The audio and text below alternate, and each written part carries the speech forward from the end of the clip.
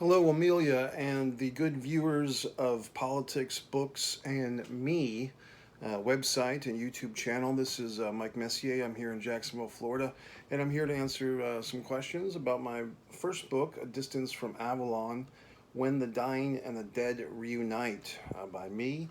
My buddy Nazar Germanoff did the cover art. That's my author's photo with a black cat at the Poe Museum in Norfolk, Virginia. Uh, so tell us about yourself. Well, like I said, my name is Mike Messier. MikeMessier.com has my full bio. I've won 56 awards of various kinds in the entertainment world. That's chronicled on my website under the awards section. I've been an actor in some movies of note. Hope Springs with Meryl Streep. I ended up having a little scene with her and Elizabeth Shue in a bar scene. I played Sybil Shepherd's son in a movie called Hard Luck. Recently, I did a movie, Mr. Birthday, that's available now on streaming. I had some scenes with Eric Roberts and Jason London, and so on and so forth. So I'm always happy to act. I enjoy writing and directing films as well. Short films. I run a film festival called Avalonia Festival, which is avaloniafestival.com. And what made you write your book? Well, this all kind of comes together because during the opening stages of the pandemic, there was just not many resources, or, with all the social distancing going on, to make a film, low budget, big budget at that time, would be very challenging. And so just my creative energy did not totally go away. And I said to myself, why not take some of your screenplays and adapt them into novels? And there's, more reasons to that as well. As people might know, writing screenplays, it's very frustrating.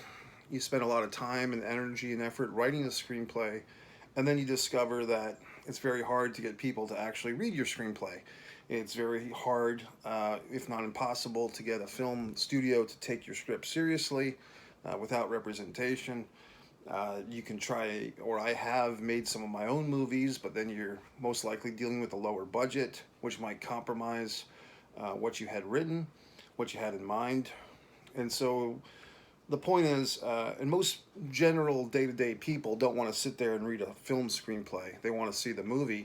And I just finally realized, hey, if I write a novel based on the same material, maybe people will read it. And so that's where Distance from Avalon came from as far as the novel version. In the meantime, I actually had written this as a stage play as well. So now I have it on all three formats. This is a great question, but I don't know the answer. What is the first book I remember reading? I remember, Clifford the Big Red Dog. He was amongst the first, but I don't know if that was the first. There was a book, now that I think about it, My Book About Me, which I think was one of those interactive books as a kid. You can write in the book and answer questions about yourself, so I do remember that. And it's even bringing a smile to my face. Who is your favorite author and why? There's a gentleman named Lawrence G. Bolt who writes books with titles like Zen and the Art of Making a Living. Lawrence G. Bolt. I enjoy his books. They are nonfiction, kind of, once again, interactive books. What one thing would you give up to become a better writer? That's a great question. I circled all the questions that I wanted to answer, and now for some reason, I'm reading all the questions that I didn't circle. So I'm giving myself all the tougher questions that I try to avoid. What's the most, oh boy, what one thing would you give up to become a better writer? That's a good one. I'll have to come back to that one. Probably why I didn't want to answer the question. What's your favorite writing snack or drink? Recently I've been getting into Fiji water. Fiji water, I'm a water drinker. I do like unsweetened iced tea with some lemonade mixed in. I try to avoid sodas at this point in my life. But I will drink Diet Pepsi if I am so inclined. Do you listen to music while you write your books? Sometimes. A lot of times when I'm in a writing mode, I'm pretty much like a coffee house writer. I'll go to a local coffee house or even a Starbucks or a Panera Bread, whatever, and I'll sit there for hours on end. And typically, I just like to listen to the ambient noise, whatever's going on in that atmosphere. But at times, I will, bring headphones, and I do find that, I like music a lot, but I don't know if it always lends well to writing as far as the concentration.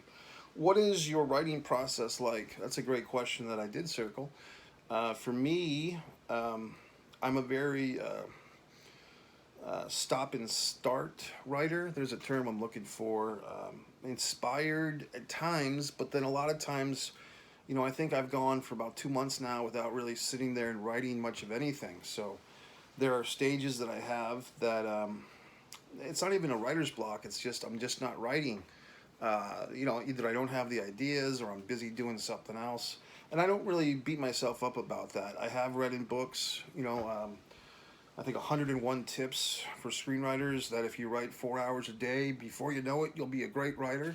And I don't think there's anything wrong with those ideas. But for me, sometimes I'll write for 10 or 12 hours a day, for 5 or 6 days in a row. And I'll get really inspired and I'll have something that wants to come out and I'll get into it. And other times I'll go for weeks or even months without writing much of anything. And I'm okay with that. How did you publish your first book? I did the Amazon route, and I guess, for people watching this, they're probably familiar with that, but KDP, Kindle Direct Publishing, Amazon, once again in the early stage of the pandemic. I've been writing most of my life, poetry, screenplays, short stories, but never really got around to writing a novel until this one. And I found that the Amazon KDP self-publishing, it took me about a day, a solid 8-hour day to figure it out. And, I still had stuff to learn. Even after I got the first book up there, I learned about all the extras and adding, acknowledgments and stuff like that. So, but yeah, I do like the Amazon KDP. I think it's really just a question of putting the time into it. I've had people ask me, how do you do it? How do you do it? And I just say, go to KDP Amazon and follow the instructions. And, some people do that, some people won't. This is a great question. Would you and your main character get along? Well, in this book, there's only, really 4 central characters. Joe, his name is Joe Humble, is the star, I guess, of this thing. I probably would get along with Joe. There's also some kind of creepy characters that I probably wouldn't get along with, and that's kind of the point. How long did it take for you to write a book? Well, this first one, and there are a few other books I'll mention, but this first one, I think the process was about 6 months of adapting it from a screenplay into a book. And then, of course, as some of you might experience as other writers, you're never really done writing a book. You always want to go back and tweak and fix. I had these things right at my fingertips, and now I can't see them. I was trying to find my other books to show you. Oh, for God's sake. Can't deal with everything at once. I can't find the other books that I wanted to share. Did you get some negative feedback on your book? And if so, how did you deal with that? That's a great question. The negative feedback, it's always, seemingly the closer people are to you, the worse questions they ask.